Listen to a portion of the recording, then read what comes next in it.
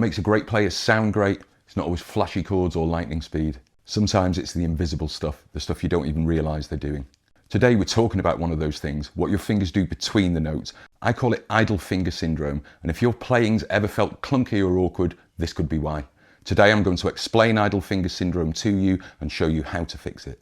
Idle finger syndrome happens when your fretting hand fingers aren't really doing anything useful and they drift. Maybe they float off the fretboard, maybe they go really tense or curl up awkwardly. Whatever they do, it slows you down and it makes everything harder than it needs to be. Smooth players don't just move well, they wait well. They set their fingers up ready for the next chord. Let me show you what that looks like in action, just using a C to G chord.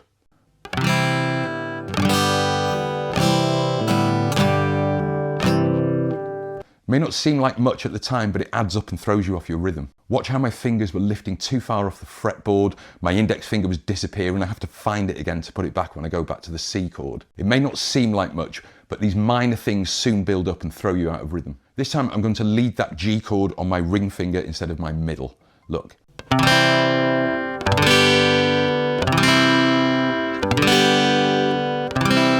So the things to notice here, I'm leading on my ring finger on that G because I'm already making the shape within the C chord. Immediately we've sped up that chord change. Second thing to notice, my index finger hasn't moved very far from where it's needed. I know I need to put it back on in the C chord. Now many people when they're learning will allow this finger just to drift away and it'll be over here somewhere. You're going back to the C chord and it has to find its home.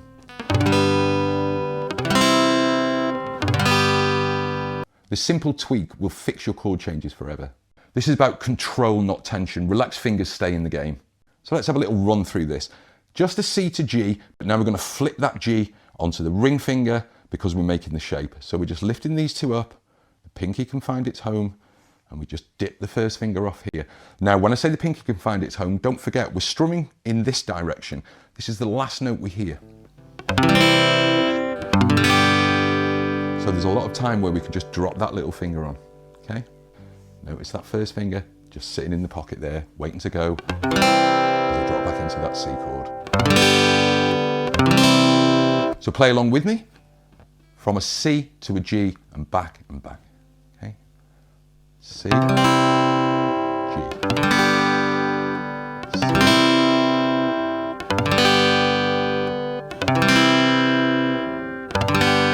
Keeping my index finger very close, just to drop back onto that C chord.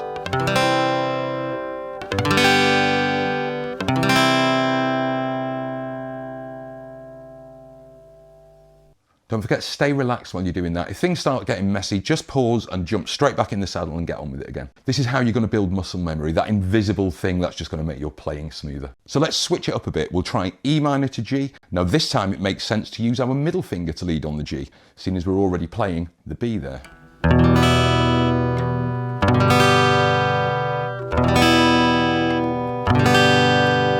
notice how I'm keeping my ring finger close at hand. Drops back on when I need it. So join in with me on that exercise, E minor to G, nice and slow. E minor, G.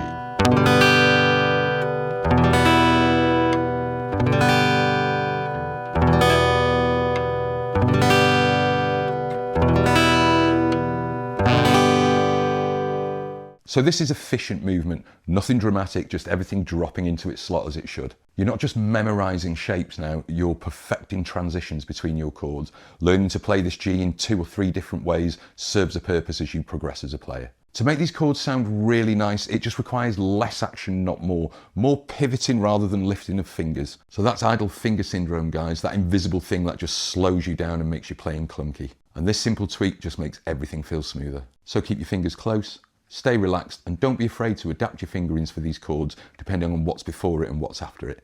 That's the art of smooth playing. If this was helpful, please give it a like and drop me a comment. YouTube tells me that only 5% of the people who watch my videos are subscribing, and I could really do with bettering that, guys. So please, if you've enjoyed this, subscribe to my channel, hit like, leave me a comment, and come back next week for another free guitar lesson. YouTube tells me that only 5% of the people who will watch this video hit the subscribe button. So please help me remedy that, guys. If you've enjoyed this, if it's been helpful, hit subscribe, hit like, and leave me a comment. I post lessons every Wednesday and lots of hints and tips throughout the week.